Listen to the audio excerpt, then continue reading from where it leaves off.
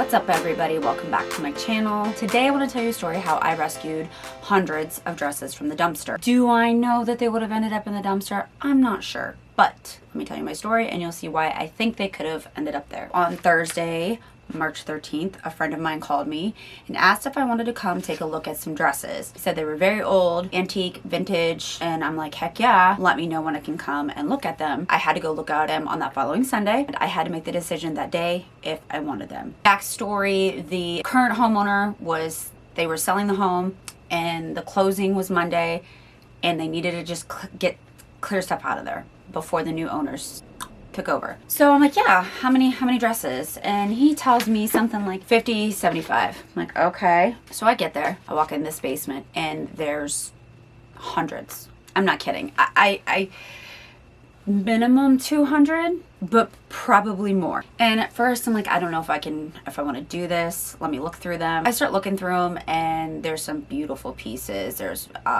vintage, antique, there's period pieces made out of modern fabric. I'm just in awe. A little bit about me, I love sewing, I love fashion.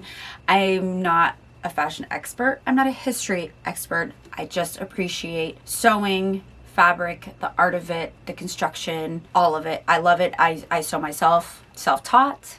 But at the end of the day, I'm in my element, I'm in heaven. I had to make a decision and I thought about it and I'm like looking through the dresses. I'm like, okay, yes, I'm gonna do this. I made an offer with the owner and we went back and forth because literally who's gonna come and take these dresses off their hands?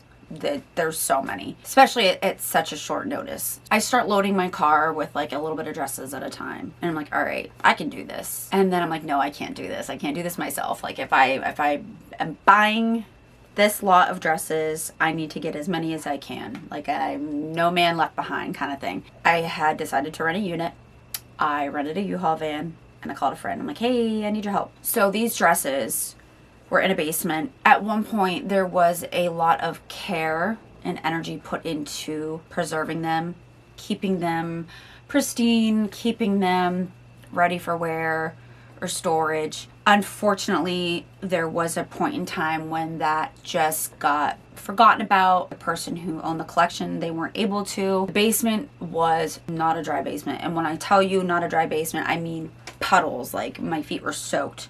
Also, it was raining that day because why wouldn't it be? I really had to do like quick thinking, like, okay, I know these dresses are gonna take a lot of work. They are taking a lot of work. I decided to do it. I bought the dresses. Okay, they're mine. I spent all day, me and my friend loading up this U-Haul van and then subsequently unloading them into the storage unit. So I'm pumped. Like, I'm actually really pumped. I'm so excited. I'm like, okay, I have these dresses. It's gonna help me like with my sewing ability. I'll learn so much. Obviously, I cannot keep hundreds of dresses in my mind. Like, I'll be able to make content. I mean, technically, like, I care more about getting the dresses refurbished isn't the word. Like, just cleaned, able to be worn again, mended, repaired, finished, whatever. More than the content because, oh my, it just takes so much work to do all that. Like, making videos, editing them. Like, it's not like work as in like hard, but just like time consuming, and that's just like not really like in my wheelhouse. Like I can kind of do it, but I prefer to focus on the dresses. But obviously if I want to share the journey, show everyone that is interested in seeing what I got, then I have to do the content. And also it's a way to get the pieces out there. There might be someone out there who is looking for something I have. I just really want the pieces to get to someone who will love them and appreciate them as much as the person who owned them did, and also me. But I cannot conceivably wear and use all the dresses that I have acquired.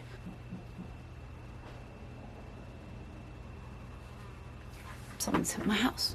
Now, I left a lot behind. There was just a lot that there's no way I could save. Just disintegrated. But the water did a lot of damage. It did a lot of damage to a lot of hems. It did damage because all the dresses were on metal hangers, so there was rust, and the foamy pieces from like dry cleaners.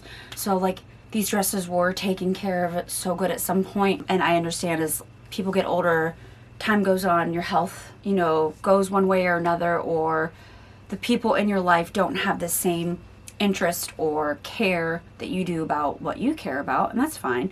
So they eventually, you know, there was an attempt, you know.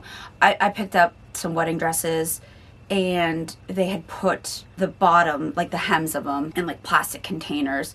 But I mean, those still got wet. But I grabbed what I could. I grabbed what I thought was worth saving. Some stuff I grabbed because I'm like, all right, even though I can't save this, I can take it apart and make a pattern from it. We'll see if I actually do that. It all just depends, you know, with 2 kids, a job, a dog, a house, like. Behind me, I tried to do a little backdrop right here. Part of the reason I got a unit is there was mold on a lot of the pieces. So I'm like, I cannot bring that into my basement. I can't bring that into my home. My basement's like not like wet. I run dehumidifiers. The water doesn't stand anywhere, but I certainly didn't want to put dresses that already had like mold on them like in a basement. So I put them in a storage unit, temp controlled, all that. I checked with them, they're fine. Like, I'm like, hey, these dresses have mold, is that a problem? They said nope, but I want to get them cleaned as fast as possible because obviously it kind of sucks to pay for a storage unit. How I clean them is I check the weather, okay, and on a very sunny day I go to my unit, I just grab from the top, like, and I go outside and I go on my trampoline.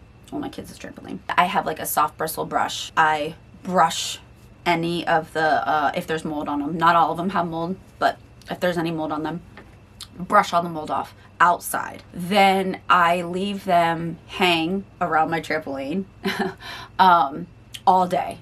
Flip sides. Then one at a time, I put them in a little kiddie pool. And like, I'm not going to use my tub because right next to my kiddie pool, the kiddie pool that I got is like my washer dryer and then a utility sink. So I put the dress, I usually do one dress at a time. It depends on how thick the dresses are, but I usually put one dress at a time in the pool, fill it with cold water. I made the mistake of using very warm / hot water, and I thought that I had ruined the dresses with like the dye bleeding. So I only use cold water for my soaks. And I've tried a couple different things, but what works the best really is I'll soak the dresses in cold water with borax. I can kind of gauge already with the dresses that I have done. Like if the water turns icky right away, I know I'm going to have to do multiple soaks over a 1 to 2 day period. Sometimes, like if I leave a dress overnight and I wake up in the morning and the water doesn't look too bad, good to go. So then what I do, I was like worried, like how am I going to hand wash all these dresses? I don't judge, but it works. And so far I haven't had a problem. So what I do is I drain the water, rinse it, and then I do one dress at a time. Especially, like, it also depends on how heavy the dresses are, how delicate they are, but typically I try and do one dress at a time. And I put it in my washer. My washer is a little bit newer, so it doesn't have like that middle agitator. And I put it on hand wash wool. And then I just change the water temp to like cool or like eco warm or whatever. And then I do vinegar softener part, and also like I tried the Lysol that Lysol additive that like kills germs and stuff. I'm trying to like play around and just see like obviously what cleans best, but after something being in a basement for so long, it's like the best way to get like the smell out. So I mean, truthfully, after I clean everything, the best thing for these dresses has been just like the time that I let them sit outside and get the sun on them and the wind.